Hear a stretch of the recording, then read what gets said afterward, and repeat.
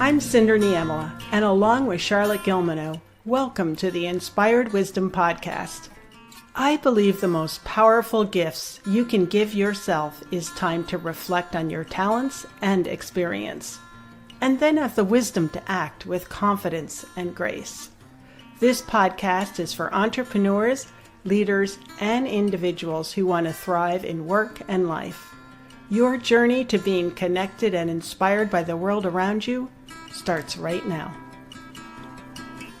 Today, my guest is Dr. Rob Fazio. On September 11th, 2001, Rob's dad, Ronald Fazio, was on the 99th floor of the South Tower of the World Trade Center in New York City. Ron looked out the window that fateful morning and was one of the first people to see the North Tower hit. At the time, Rob was a graduate student. He recalls the next few days as he, his brother, and mother searched for Ron. However, they learned that while Ron had successfully exited the building to safety, he returned to hold the door open for others. Tragically, Ron Fazio was killed that day. On 9/11, Rob lost his dad in an act of kindness. What did he learn about himself and navigating challenging times? Rob tells us how he and his family turned their dad's tragic death into his legacy. They formed a not-for-profit agency called Hold the Door Open for Others. Their mission is to empower people to grow through loss and adversity to achieve their dreams. They teach the skills of resilience and strength to navigate loss and grief.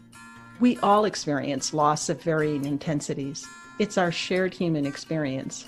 But we humans aren't necessarily equipped to navigate loss in a healthy way. Rob gives us practical strategies for proactively responding to the wave of emotions that follow loss. Rob covered a number of practical topics for leaders and individuals: mental toughness, growth mindset, executive presence, resilience and growth skills, how leaders can help people prepare for adversity, and the hierarchy of loss. Stay to the end. Rob talks about how we met. Rob's expertise is in sports psychology, global leadership, and organizational success. He teaches clients how to remove barriers to function at optimal levels. His approach to advising combines original research on power, influence, conversations, and motivation. His book, Simple is the New Smart, features success strategies gleaned from over a decade and a half of working with athletes, executives, and people driven toward excellence. Rob's advice on navigating turbulent times in politics has been featured in the New York Times and on CNN, Fox News, MSNBC, and local networks. Rob has been featured on NBC News, in Forbes, the New York Daily News, CEO Magazine, the Philadelphia Business Journal, just to name a few. Links to resources mentioned and for connecting with Rob, along with show notes, are on inspiredwisdom.us. Rob, welcome to the call. Oh yeah, I'm thrilled to do it. Oh, that's great. Thank you. I would love for you to start before 9/11. Weren't you in sports psychology? I work with a variety of different athletes and teams at the college level, and also partnering with the NFL and PGA on different life skills programs through sport. And then 9/11 happened. And would you tell us the story about your dad and how you and your family managed through that? Absolutely. So, it's one of those situations, obviously no one wants to have to go through, but it has certainly impacted my life in a very positive way, from a personal and professional way. And no one wants to lose a loved one, but I feel fortunate in the way that I lost my dad. And the reason for that being is, he was in the Twin Towers on 9/11 in the South Tower, and he was one of the first people to see Tower 1 get hit. He was up on the 99th floor. He saw the tower get hit, and friends, and told them to leave the building and to get out. They were being told to stay in the building, but he was pretty forceful and assertive in that moment. And the story goes, people kept calling our house and asking for my dad and saying, where's your dad? We saw him. He was holding the door for us. He was helping us. He was holding the door. And unfortunately, he didn't make it. But we have just tens and tens of stories of people whose lives he saved. And that's really became an impetus and a inspiration for a lot of the nonprofit work we do around helping people deal with trauma and adversity. But I cannot imagine what you went through. What's interesting to me is that we can actually see you being interviewed over the years. And I'll put some links in the show notes because you were interviewed by, how do you say his last name? Oh, Neil Cavuto was, Neil. yes, all the networks were covering it. And Neil really stuck with the story every year. Yes, Neil Cavuto. Yeah. And how is it that you met him? Was he there? No, right after September 11th, people just wanted to learn. The biggest reason we were getting on media right after 9/11 was because that was the way we were looking for our loved ones. We all created posters and pictures. We thought our loved ones were in hospitals or knocked unconscious somewhere in the street. So the family members really worked with the media to get information out about our loved ones, you know, their height, their weight, what they look like, all those things. And that's how a lot of the media relationships started. And then the first anniversary, so I was in my doctoral training in psychology at the time, and I couldn't understand why the country wasn't doing something to help prepare people for the re-traumatization of 9/11 on an anniversary. Seeing the towers and knowing how much coverage would be there, I kept asking those questions to my professors, and I said, why isn't someone doing something? And they said, well, why don't you? So that's why we created that first workbook to help people prepare for the acts of 9/11. And Neil Cavuto took a liking to the story, and his favorite part was on our flyer we had put on the bottom, if found, please feed Reese's peanut butter cups, because that was his favorite candy. He had a heart condition, but he would always sneak his Reese's peanut butter cups. So it's a really nice, meaningful, gesture that he connected to. And every year he just let me come back and tell the story, and it helped us reach more people outside of 9/11 that were dealing with different types of adversity, sickness, trauma. So it's really been a powerful relationship. What did you learn about yourself as you healed from that loss? I learned that I'm strong, and I didn't know if I was strong. I know growing up I was weak. I knew that. And then I always was fascinated about developing strength. And I think that my doctoral studies in sports psychology and counseling psychology really helped me develop that strength. And so while going through it, it was almost, I had two sides. I had the grieving son, and then I had this person that was my other part of myself, that was my internal coach. And I knew all about mental toughness. And so while I was grieving, I was also growing. And while I was upset, I was still focused on looking for my dad. And that was just such a huge part of my development. And I remember asking, as I was finishing up my program, and I was flying back and forth from Richmond, Virginia, looking for my dad and trying to finish my dissertation, or at that time, actually it was a thesis, I'm sorry. But I was doing these things because I was determined to stay in school because my dad had sacrificed so much. And I remember one day talking to one of my professors, and they, always said, hey, whatever you need, you want to talk? And I said, I'm walking the streets of New York City, and I don't know if the strength is in crying or in staying focused and looking for my dad. And he said it's both. And that really made me realize how important strength is. You mentioned mental toughness. Can you tell us a little bit more about that? Yeah. So I think for me, it comes down to realizing and being aware of the waves of emotions that come. And rather than just standing there and bracing yourself, which is more likely for the wave to knock you over. And obviously, if you're blindsided by a wave, you're going to get knocked over more easily. I look at it as being on the beach, seeing the waves, know that they're coming. It's an expectation that they're coming, and knowing that they're always going to come and go, and being prepared and having multiple strategies for how you're going to deal with the wave. Are you going to go underneath it? Are you going to turn to the side? Are you going to hop over it? Or are you going to ride it in? So in life and in work, every day I have the expectation there's going to be a wave of emotion of something that I don't want to happen. And I have to realize that it's about doing something with that wave that is a strategy that is intentional as opposed to the wave just blindsiding me. No, that's a really nice way to look at it. How did your mother navigate through this time?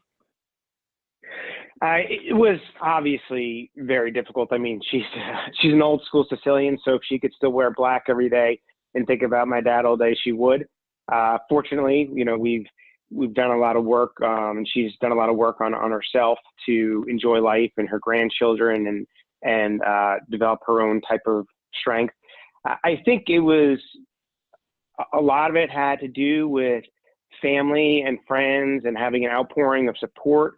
It also had to do with getting professional help, working with a psychologist and all throughout and realizing the signs and, what we learned about post-traumatic growth and is that you can have trauma and grow at the same time, but you have to deal with the trauma first. You've got to be able to process that trauma and those deep events in order to be able to heal in a healthy way. And so she took it head on and did a lot of work on that. And it was a lot of crying, a lot of yelling, a lot of eating, and a lot of healing. Mm-hmm. From this experience, you and your family came together and started Hold the Door for Others. Can you tell us a little bit about that, how you started that and the mission of Hold the Door for Others? Right. We started that right after September 11th. We knew that we wanted to do something for my father's legacy. A lot of people are saying, how about you do a scholarship? I think scholarships are great. I wanted to have a deeper impact on the world where it wasn't just one person a year. And I really wanted to do something that was going to match the pain with some type of growth. Philosophically, knowing that if people have growth skills and have strength, they're less likely to get impacted by adverse events, whether it's at work and it's a crisis like layoffs or business being shut down, or it's some type of personal catastrophe. And we set out to do research and create ways in which people can buffer the negative impact of trauma and will be more likely to grow through the experience. So our mission is to help people help themselves grow through adversity. And what I think is really different about us is early on, so 17 years ago, we were on the forefront of this whole idea of having a growth mindset, even in the most adverse of times. And we were really talking about, and we call them growth consultants, people that we trained, really helping people navigate the experience of a really difficult event, and also being growth oriented and strength oriented. So our rule was, if you came to one of our events, it's okay to be upset. It's okay to be distraught. It's okay to tell your story. However, at the end of the day, you're going to have to learn at least one growth skill and develop some type of strength. So you're stronger when you go out than when you came in. So tell us a little bit about the growth skills. 3 foundational resources, which are connect, care, and challenge. And so in every instance, we start out with self-connection. So people having awareness and understanding of what's going on.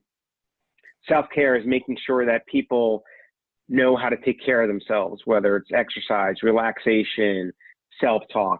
And then self-challenge is the aspect of where people need to challenge themselves to grow in some way and take a step forward. And then there's 8 resources. It's called the Others Framework, which is optimism, true meaning, humor, emotional intelligence, resilience, self-confidence, and spirituality. And then others tying it all together, which is about relationship building.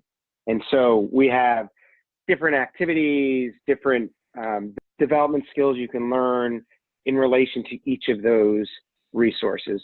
And we have a self-awareness tool that we use to help people get a sense of baseline where they are and in areas where they need to grow. That's awesome. Sounds like a very comprehensive program. When we spoke before, we talked about the hierarchy of loss. These skills in this program applies not only to people who are experiencing grief or loss through death, but also leaders and executives or employees. Can you talk a little bit about this hierarchy of loss?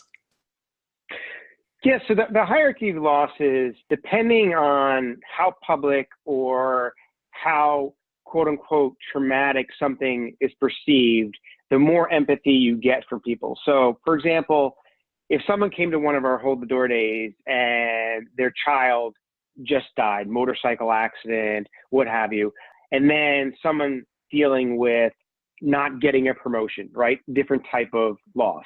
People are going to be much more empathetic to someone who just lost a child. So that's pretty much on the high end of hierarchy. So let's put that in a business context.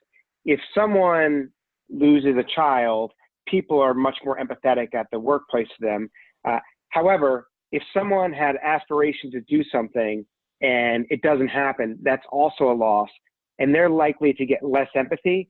So it's more important for them to realize how to navigate it themselves and how to develop some of these growth skills and strength. So they come out, they're stronger.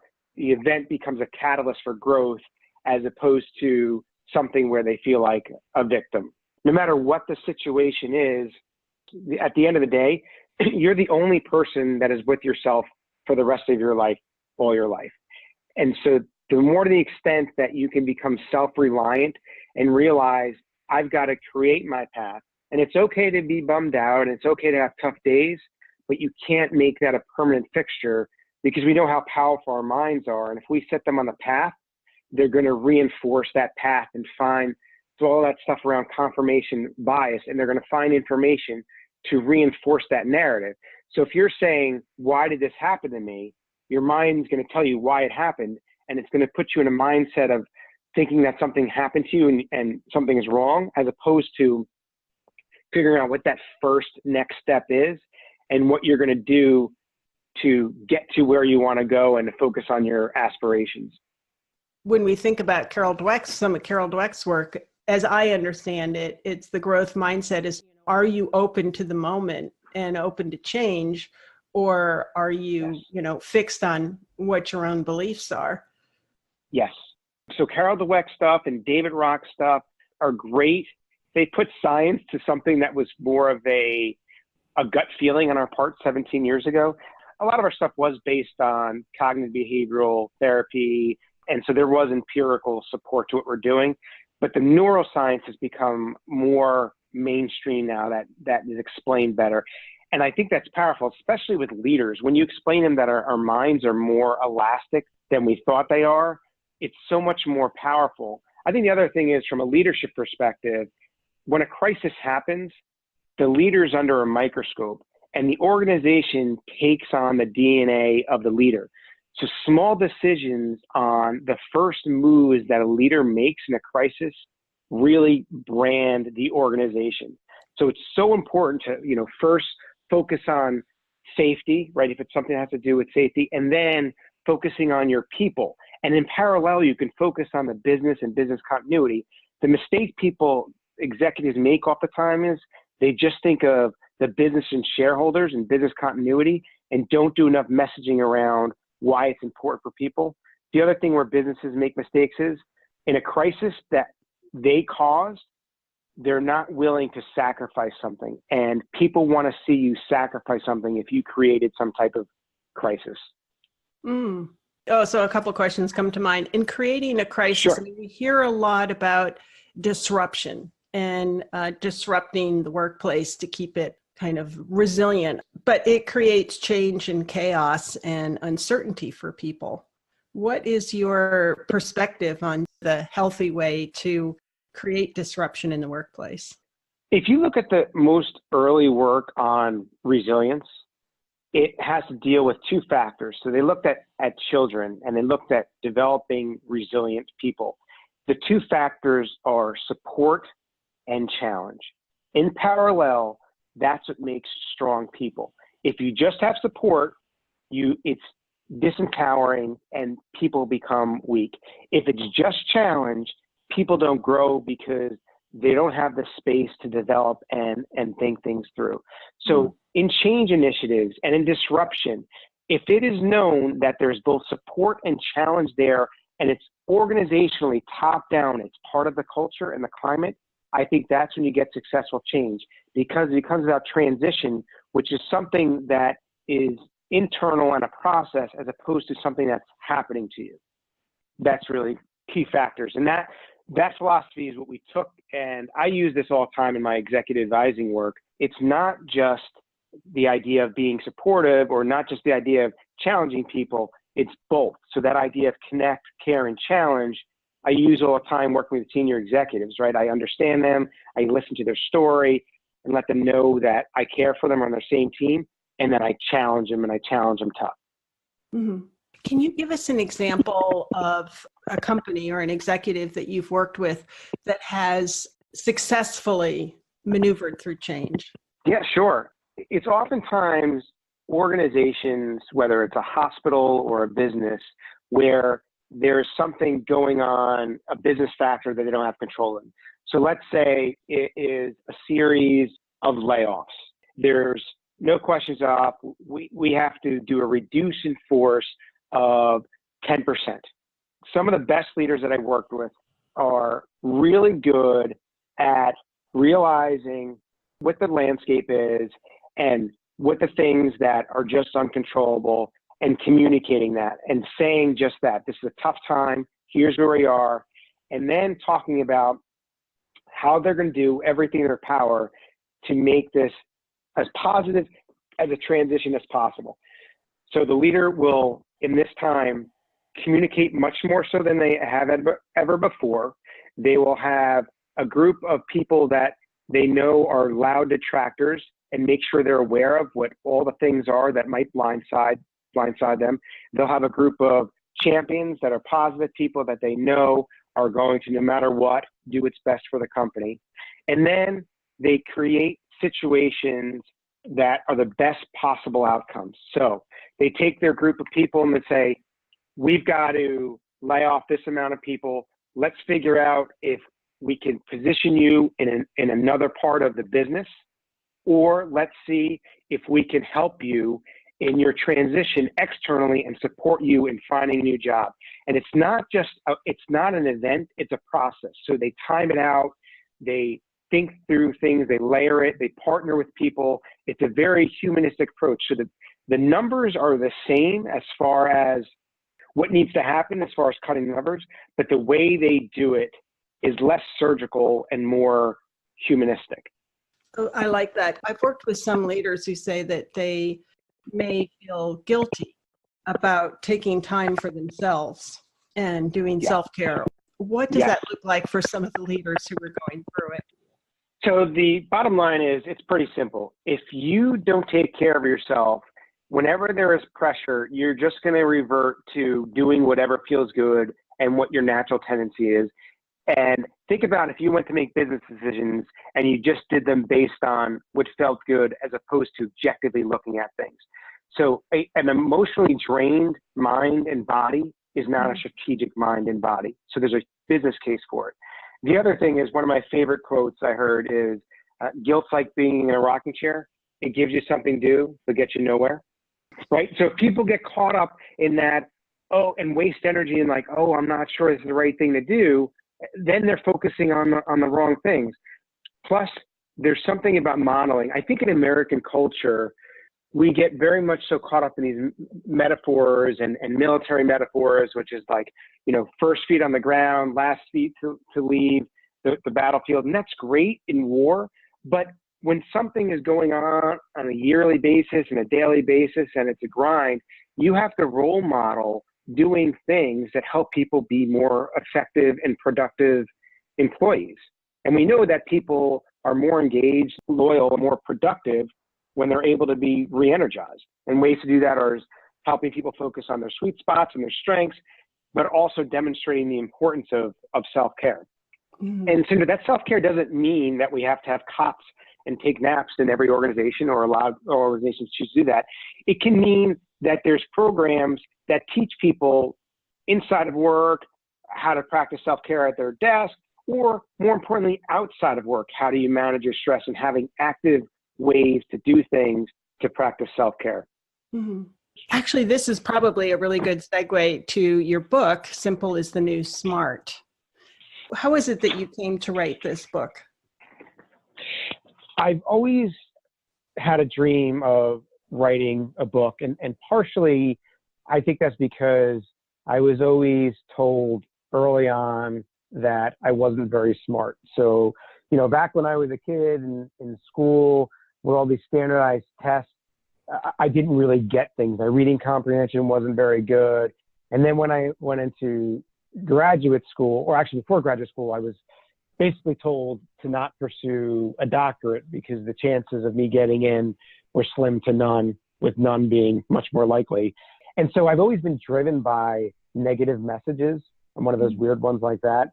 So it really was a passion of mine to try to communicate what I've seen over the last 30 years or so working with people, the things that I've seen that have helped people become successful, and put it in a way that people like me could understand. The idea of having things based in research and experience, but putting it in a way that is appetizing, digestible, and can be memorized so you can apply it right away. Yeah, nice. Success strategies you've gleaned over a decade and a half of working with athletes. What have you learned? Yeah, athletes and executives, leaders. I've learned that no matter how much you coach someone or how much you teach them to do something, if they don't believe it's important, they're not going to do it. And if they can't remember it, it's useless. So that was my biggest thing. And I say, what's your one? Of having one thing that's really important for you that you're going to change and focus on. So when I do executive advising, when we start off, we talk about the one thing that, if nothing else, you're actually going to turn around and become an expert on. So let's say it's an executive that wants to get better at their executive presence. Well, I challenge them to become an expert on it. I challenge them to coach people on it. I challenge them to go do deep dives on the research and to develop their framework, as well as me adding my insights around it. So I think that's a big thing. Another thing that was really important is to teach people how much control they have over guiding their business and their life. And it's very easy to talk about the idea of have a positive mindset. It's another teaching people over the course of the day all the things that they're doing to defeat themselves. I'm big on replacing our minds. They have code. They constantly are holding on to stories and creating things. And in times of adversity and change, when there's so much pressure, we create stories that are more negative than the actual story. So I like to get people to do a lot of understanding the difference between facts and feelings, and where they spend their energy and how they focus. That's a big part of it, as well as the whole idea of playing a role in other people's success is, I think that we've gone very far with this idea of a competitive mindset, which is great in sports. However, in business, collective wisdom is so much more effective. And I think people get too caught up in winning conversations as opposed to realizing that the best winners are actually losers. They know when to lose a negotiation. They know when they should take a step back and let other people step up just for the purpose of giving a person the spotlight. So it's a lot of self-strategy to match the business strategy. Nice. The book itself is on the success strategies that you've learned. Thank you for going through that.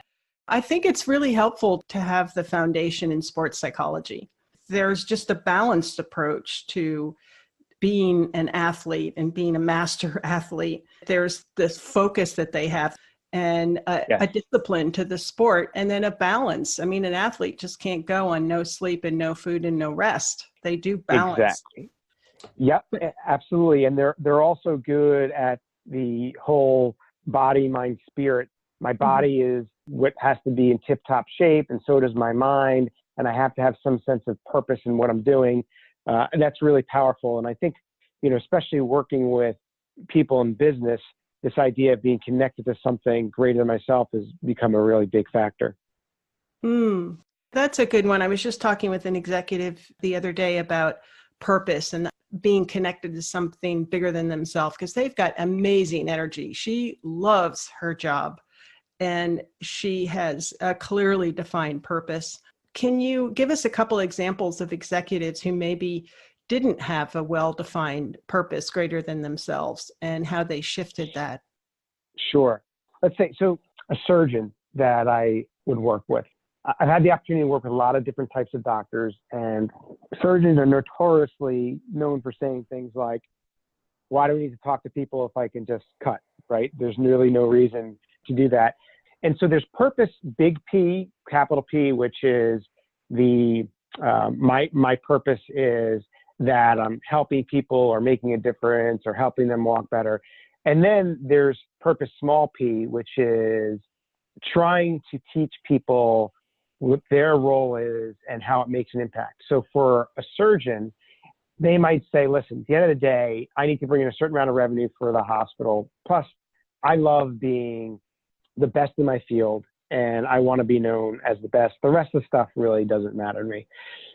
In those situations, what I do is I talk to them, and it's a process. It takes some time. At first, they're like, why are you in my office? I really don't need to talk about this stuff. But eventually, over time, through that process of connect, care, and challenge, once I develop a relationship and I can demonstrate some value and have credibility, I can push them on things and ask questions or be blunt and say, do you think your residents will actually be more productive and you could make more money if you help them see the purpose in what they're doing and why you're pushing them to do certain things? Those conversations end up being very, very impactful. The best thing that I'm able to do is when I'm able to shadow clients, whether it's docs or execs, and they'll say things like, Rob, no matter what, you're not going to see anything, right? This is just what I do, and I told you everything. And sure enough, every time I do shadowing, I'll find some things where I can help them tweak and take a look at it.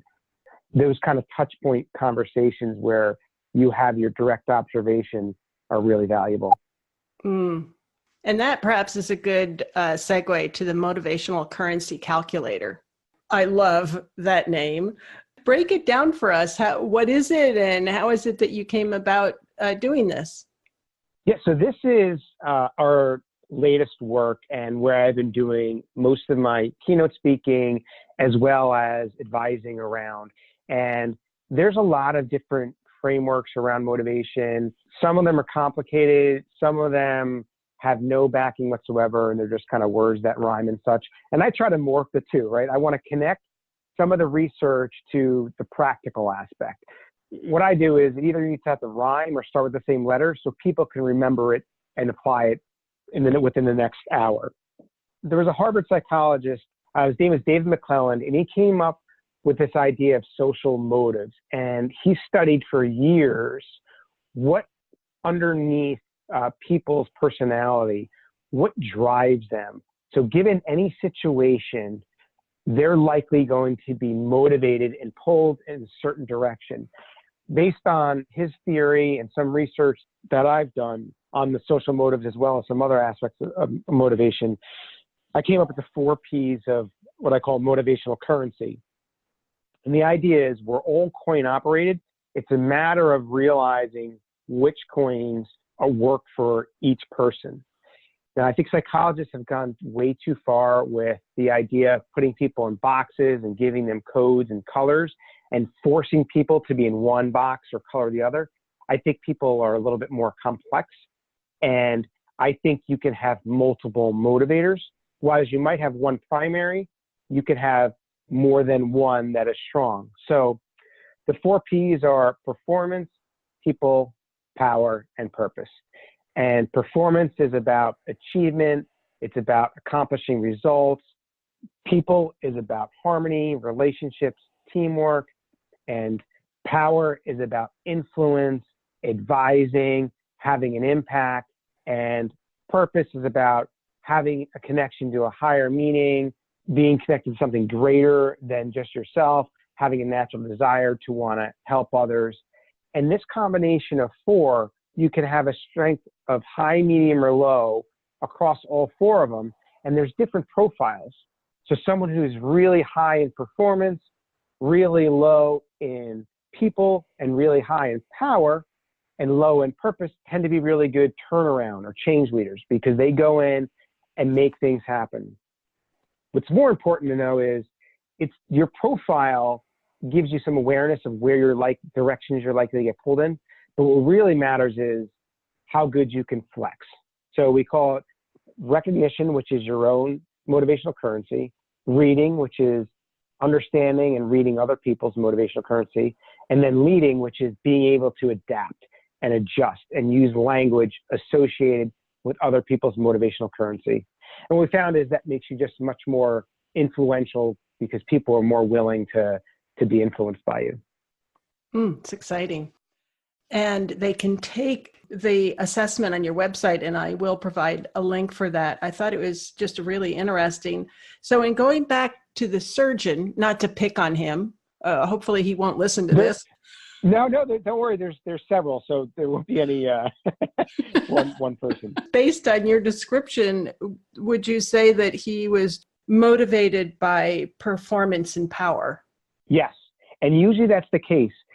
Best case scenario is if someone has either people or purpose to help offset some of the power and the performance, that is really helpful because you can play into that. So for example, this person did care about a lot of things outside of surgery. It was just a matter of when he was in the game, in the zone, that's what he was doing. Tapping into and pointing out that, hey, listen, if you weren't in the operating room, what would you be thinking about? What would you care about? And let's use that as a framework to realize other people have other ways they need to be communicated to, just like you do when you're outside of the operating room. Nice. I like that. How long ago did you develop this? The assessment probably 3 years ago. And now it's just starting to gain much more momentum, more Fortune 500 companies using it. And I like using it in coaching, but also, people always talk about, well, how do you motivate millennials? And I think it's like this one size fits all, but it's more about a tailored approach. You could take a look at an individual as opposed to saying, oh, they're a millennial, and say, all right, what is this person motivated by? Also, we're starting to get more and more aggregate data looking at different things like gender, ethnicity, industry, level of role in a business. I'm pretty excited about it. I noticed that one of the P's was not passion. And there's been a lot written, a lot of arguments out there about follow your bliss or don't follow your bliss. What is the best approach? And I noticed that passion was not one of the P's. Can you say a little bit about passion and purpose? I think passion is the result of being aligned with your motivational currency. I think if you're doing things that tap into your motivators, you're going to be passionate about doing it. So it's like the work on flow, right? If there's challenges, but you believe you have the skill set and it's a fit for what you enjoy doing, you're going to have passion about it. If it's a complete mismatch to what your motivators are, it's going to be stressful and you're likely not going to be passionate about what you're doing. That's a brilliant way to look at it. I like that a lot. In thinking about the last 16 years or so, what's the most important advice you would have for a leader? Develop your strength, become strong. And by that, I mean, knowing your blind spots, knowing what your strengths are, making sure that you're open to having people around you that are just as strong or stronger than you. I think strength is around sticking up for the people that don't have positional power. I call it success through strength. So your own success as well as other people's success, being that strong person. And something that I've been doing a lot of work and research around now is this idea of subtle strength. So don't mistake being aggressive with strength. Oftentimes, the most strong and influential people are the ones that have subtle strength. And it's about being intentional, demonstrating backbone as well as respect. And I think that's what the most powerful leaders are able to communicate and demonstrate. Oh, you bring up such a good point. A lot of the coaching I do, particularly with women, but this can also be with men, is around assertiveness or aggressiveness. They tend to be quiet, or they're quiet in how they assert their point of view, especially with startups in the Bay Area. They're not always arguing at every meeting. So, are they really a good fit for this entrepreneurial company because they're not aggressive? A lot of times people get feedback on their quote unquote executive presence and presence. And I'll say, well, what does that exactly mean? Well, a lot of the people are very dominant in conversations and they want me to do more of that. And it's more about leveraging what you have and speaking up when you can. It can be a differentiator if you don't fall into that pit of, I've got to say something just to say something, or I've got to come across as aggressive. It's more about strength and the way you demonstrate and communicate that. And I think it's a sign of strength if you're able to not just get pulled into a meaningless push around conversation. Mm-hmm. It's a whole topic. We could spend an hour talking about. And I love that topic. Executive presence and assertiveness. What's one thing you know now that you wish you knew earlier? I would say that as much as people say there's no excuse for hard work, and that's a cliche, it's so true.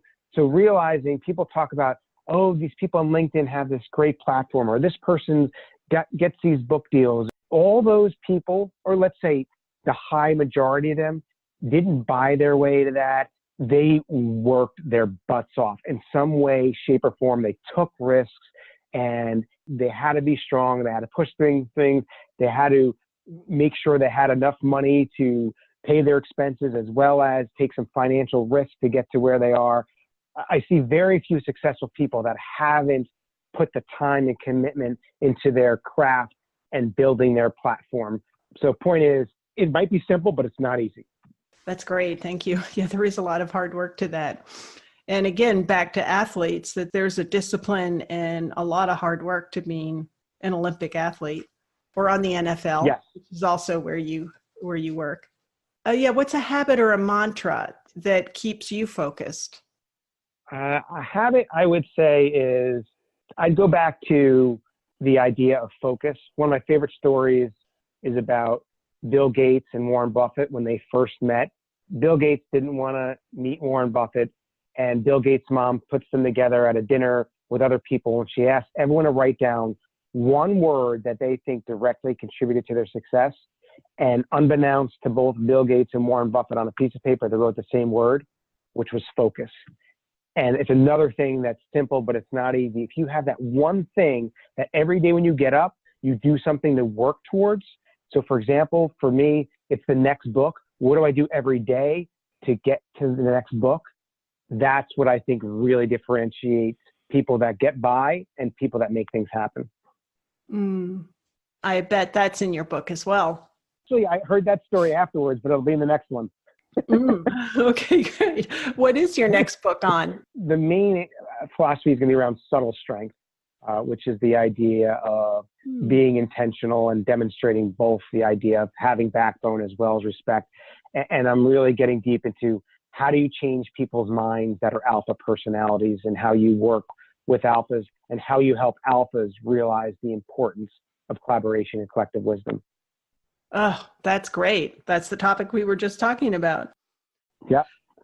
What's important for people listening to know about either the work that you do, or about, just having this growth mindset and being able to transition through challenges? To expect that things aren't going to go your way, and realize that it's a process, and don't get so caught up in what didn't go right. Get more caught up in what you can do to make things go better. I also think the value of mutually beneficial relationships or partnerships. So earlier on, I made so many mistakes around where I would develop something or do something, and I focused so much on needing to build my brand and such, as opposed to helping someone else be successful and use that. And that, I think, plays much more towards both parties or more people being successful as opposed to just being caught up in your own little world. That's great. Thank you for that. And it's a trap that we can fall into, especially if people are working alone or in a very competitive environment. Yes, absolutely. It has been so great to catch up with you. I really appreciate your being on the call. Absolutely, Cinder. It's great to reconnect with you. I mean, I should let people know how we initially met, because this is, I think, is a really funny story. So I was in graduate school and I saw the cover of Fortune magazine. You were on the cover on a sailboat coaching someone. I had never done executive coaching or any coaching, and I shot you an email. You were gracious enough to hop on the phone with me. I was just learning about the field, and you also helped me with my resume to try to get an internship in working in consulting. So you were a big part of me starting my career. I hope you realize that. Oh, thank you for that quite unsolicited feedback. I was going to say something about how we met, but honestly, I couldn't remember. I remember my girlfriend at the time. She's like, "You're just going to contact the person on the cover of Fortune?" I'm like, "Why not?" And it's like we're meant to be on this journey together. Right. And someone, for you, that was just unselfishly, probably because some element of purpose, willing to help someone out. And by you doing that, I think there's a lot of people that I've been able to help out as a result of that. Oh, well, thank you. I appreciate that so much. And I will put all your contact information in the show notes and summarize it at the end. But Rob, thank you so much for being on the call. I so appreciate it. I'm Cinder Niemela, and you've been listening to the Inspired Wisdom Podcast. Thank you for joining us. We hope these conversations illuminate your path to your highest potential. For show notes and links to resources mentioned during today's episode, please go to inspiredwisdom.us. You can also follow Inspired Wisdom on Instagram, Twitter, and Facebook. Until next time, design a fulfilling and prosperous life that engages your talents and passions.